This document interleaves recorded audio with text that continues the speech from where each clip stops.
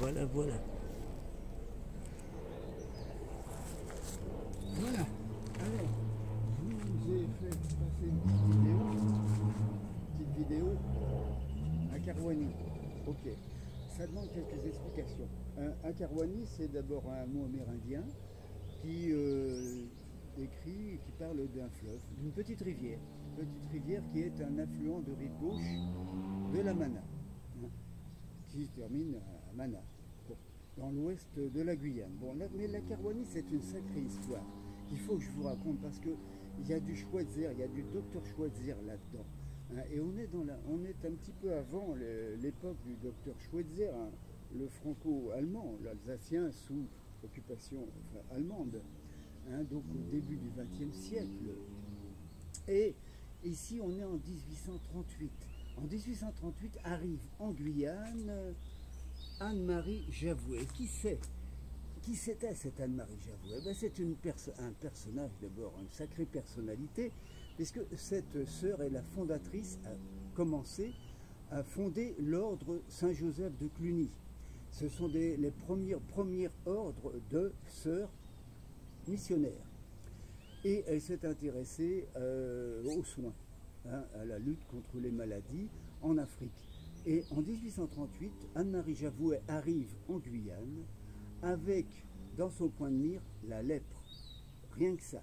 1838, la lèpre sévissait pas mal, venant d'Afrique, venant d'Europe, hein, en Guyane. Et on avait des villages, on avait des zones isolées, comme une petite île en face de Cayenne, l'îlot-la-Mer, comme à l'embouchure du Maroni, tout près de Saint-Laurent-du-Maroni, une petite île aussi, Portal, je crois, hein, si je ne dis pas de bêtises. Et dans l'ouest, près de Mana, elle a fondé 1838, 1840, 1850, une léproserie, un endroit où on essayait de soigner comme on pouvait la lèpre, et surtout d'ailleurs de soigner les mutilations qu'entraînait la lèpre tertiaire. Alors, ça a duré un bon moment, c'était sous l'époque de Louis-Philippe, la Restauration, Napoléon Ier, le Deuxième Empire, bon, et ça a traîné longtemps, ça a traîné très longtemps, même à l'époque de la fondation du département français d'outre-mer, la Guyane en 1946, aux alentours de ma naissance d'ailleurs, et voilà que la situation a commencé à évoluer, on n'avait plus besoin de cela, et lorsque j'ai découvert la Guyane en 1974, ce petit ensemble de la Karwani était devenu un centre de rééducation. Rééducation 1974. Je n'ai pas eu le temps de le visiter, j'étais pas là en touriste, hein, bien sûr, mais comme volontaire pour l'aide technique au département d'outre-mer. Donc, c'était un centre de rééducation, un peu isolé certes, mais bon, c'était pas mal. Et voilà ensuite qu'arrive 1975, l'indépendance du Suriname, et surtout 1986, guerre civile au Suriname, afflux de réfugiés dans ce secteur, la route entre Saint-Laurent et Mana, au milieu de la route entre Saint-Laurent et Mana, le lieu dit Charvin, et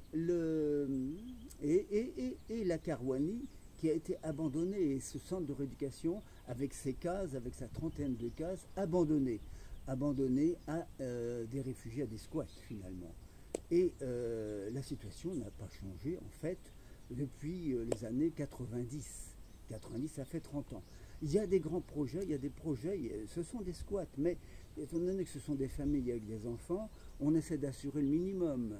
Et assurer le minimum, c'est assurer l'eau. Malheureusement, l'idée de l'eau, du point d'eau communautaire, a posé des problèmes apparemment à la municipalité de Mana, qui se disait « nous on paie l'eau, pourquoi ils ne paieraient pas l'eau ?» Bon, si bien que on voit sur cette vidéo, qui est juste à côté de celle d'où je vous parle, des systèmes sophistiqués d'une autre époque, à côté de cases aussi délabrées, de bornes avec une carte magnétique par famille. ça n'a pas raté, et on a investi 400 000 euros. Et c'est démoli par des... C'est du vandalisme, bon, c'est tout. Bon. Le gros problème qui se pose surtout, c'est qu'il y a beaucoup de projets de réhabilitation. C'est une zone de monument historique, il y a un pèlerinage annuel. La chapelle a été restaurée. Il y a 3 sœurs de Cluny qui sont là dans un bâtiment, une case qui a été restaurée. Et le reste, normalement, devrait être restauré comme l'a été l'ancien camp de la déportation à Saint-Laurent-du-Maroni. Ça veut dire que ce n'est pas destiné à faire du logement social. Il y a 300 personnes qui habitent là, qu'il faudra déplacer. Donc c'est un gros problème, Et pour l'instant, le plus gros, c'est qu'ils n'ont pas d'eau. Depuis un mois, c'est encore cassé. À chaque fois, c'est 10 000 euros. Il y a des réunions à la mairie de Mana, mais il n'y a pas de solution. Donc voilà, la Carouanie, ça véhicule Anne-Marie Javouet, ça véhicule une sorte de docteur Schweitzer guyanais, une belle mission, et aujourd'hui un grand problème parce que ce lieu est connu, ce lieu est chargé d'histoire, et l'argent venant de la communauté internationale, l'UNESCO, et d'un peu partout de l'Europe, ne peut être destiné à transformer ces petites cases en logements sociaux. Et on ne peut se résoudre à expulser pour les mettre où environ 300 personnes, qui sont plutôt des gens du fleuve, des Bouchiningués, comme on dit, originaires du Suriname, mais il y a aussi des Haïtiens. Et il y a une cohabitation difficile avec les Mongs, avec les grandes plantations des Mongs, qui sont à 2 km, et une tentation de piller ces plantations, au point que les Mongs utilisent maintenant des drones pour surveiller à tout moment, jour et nuit, c'est possible, par un petit vol de drone, les chenapans qui voudraient leur piller leur récolte. Donc vous voyez, on n'a pas fini de parler de la Carouanie, et c'est un pan de l'histoire guyanaise qui fait rêver autant qu'a fait rêver l'épopée du docteur Schweitzer. Mais Anne-Marie Javouet n'écrivait pas, n'a jamais été un écrivain comme Albert Schweitzer, et ne jouait pas de l'orgue, ne faisait pas de conférences, mais elle est toujours là, à Mana et à la Carouanie, dans les têtes et dans les esprits. Voilà, je crois que vous avez un petit peu compris. Salut!